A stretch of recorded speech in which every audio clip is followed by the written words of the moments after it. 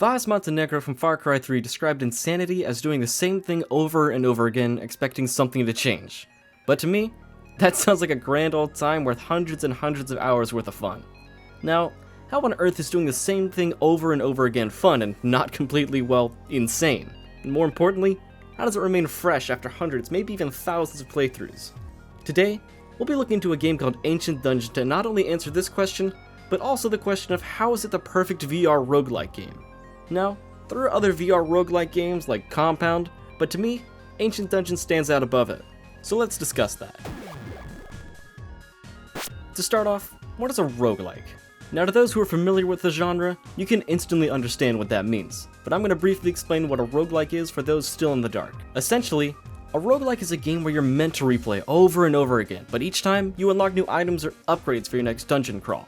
These items can help the player immensely, hinder the player for the rest of the run, or have the player run a dilemma through their head whether or not they should take the item since it could benefit them, but also have some serious drawbacks, such as drastically improving the damage at 90% of your health cost, or more health but less speed. Along with this, you're pretty much meant to die. Take for example Rogue Legacy and its creatively named sequel, Rogue Legacy 2. The player goes through a randomly generated dungeon at the cost of their currency they've earned in their previous playthrough. As the player explores the dungeon, they'll find cash, fight enemies, and die to bosses. But each time they die, they get to keep the money they found on their delve, and they can use this currency to upgrade their castle for things that'll benefit them in the future, such as lowering the cost of entering the dungeon itself, or it can upgrade different classes. In short, enter the dungeon, die, upgrade the castle, repeat. Simple gameplay cycle, but the fun is in the difficulty of surviving and the benefits of upgrading and finding new items. There's plenty of history when it comes to roguelike games, but that'll be for another day. Potentially. You'll just have to stick around to find out for that one. If that's something you want to see, go ahead and let me know in the comments.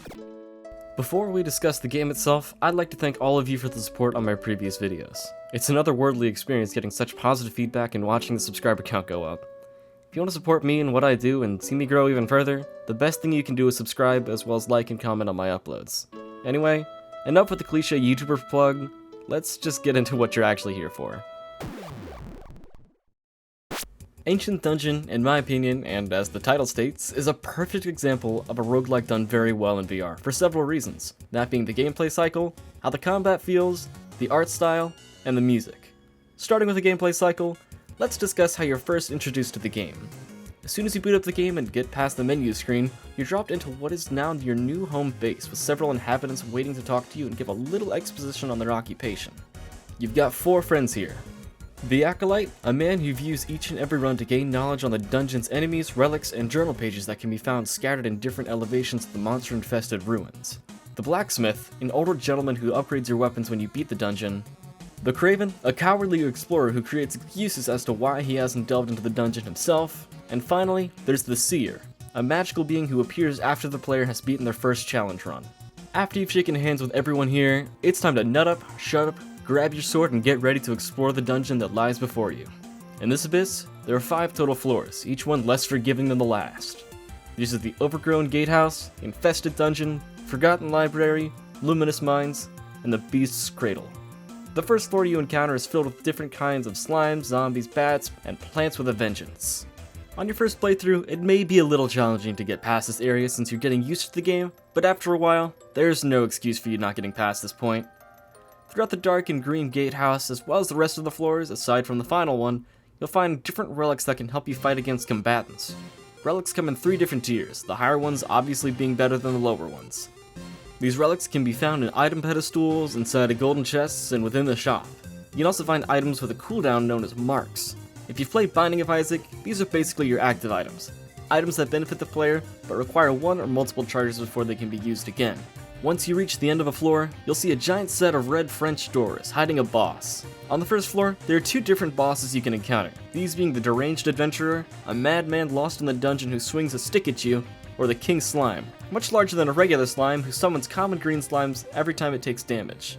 What's interesting is that these 2 bosses can be fought in completely different ways, as the first one is easier to defeat with ranged attacks due to his close range attacks, while the latter is easier to defeat with up close attacks because of all the adds it summons. At this point, your sword should be doing more damage than your throwing knife, so do the most damage you can with each and every hit. After defeating the boss on any floor, the wall will open and reveal the next floor of the dungeon, along with a random mark or relic as a reward.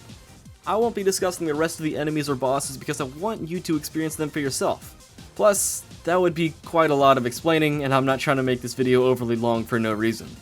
Regardless, once you beat all the bosses and ascend down to the Beast's lair, you fight 3 stages of this boss, and once you defeat it, you're rewarded with its blood, which you can use to upgrade your weapons back on the surface. And then you repeat it over and over again. But yeah, that's basically the gameplay cycle of this game, so it's, pretty much a traditional roguelike. So now, let's get into what else makes this game a perfect VR roguelike. That being the combat. In the game, there are 2 different loadouts you can use in the dungeon. The sword and the throwing knife, or the crossbow and the dagger combo. With the sword, the combat itself is semi-physics based as you need to actually swing the sword with some force in order to do some damage. If you just wiggle your sword around, it's pretty much just gonna bounce off the enemy with a little tap. The sounds are serviceable enough, but I think they could benefit from being a little bit more gruesome. I don't know, maybe I'm a sadist, but I love the sound of brutalizing my enemies. I will say, the sound effects are a bit arcadey, which definitely fits the pixel art style. But we'll get into that next chapter. It also takes several hits to take an enemy down, so it's not an instant takedown each time. You really gotta make your shots count whenever possible. There's no stamina bar or anything like that, so you don't have to worry about running out of energy unless you're really putting your whole body into each and every swing, which honestly isn't necessary. Believe it or not, there's actually benefits of doing the opposite, especially when it comes to slimes. See, some slimes have a death rattle attack which you can completely avoid by gently shoving them away. If you don't know what a death rattle attack is, it's basically whenever you kill the enemy and they attack back right after death. It can get you a few times and it's some unnecessary damage, but you can definitely avoid it using that tactic. Also, I don't know how they programmed the throwing knife, but I cannot express how satisfying it is to throw.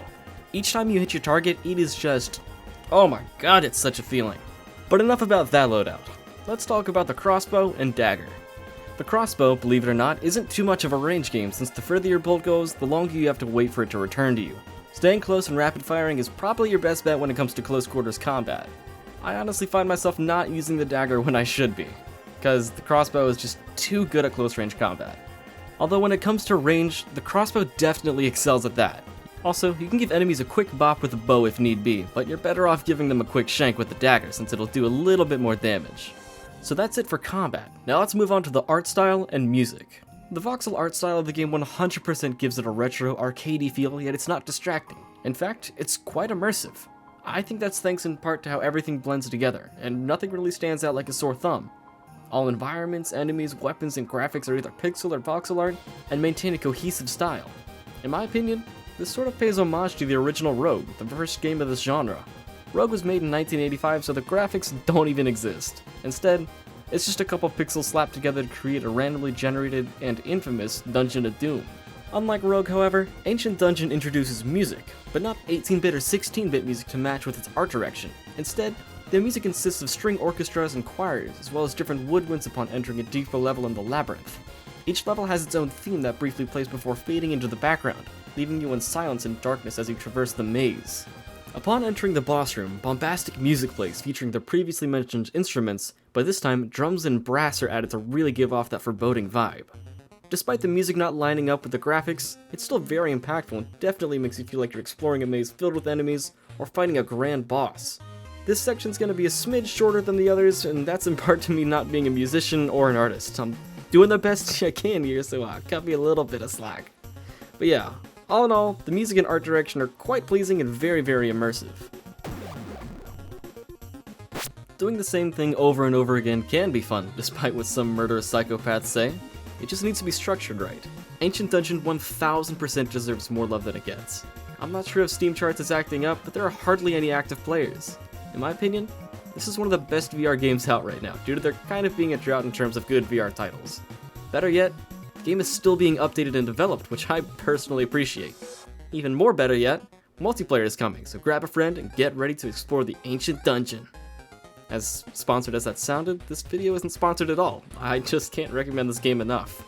Anyway, thanks for watching. Like I said earlier in the video, if you want to support me and what I do, the best way is to interact with the video and subscribe to the channel.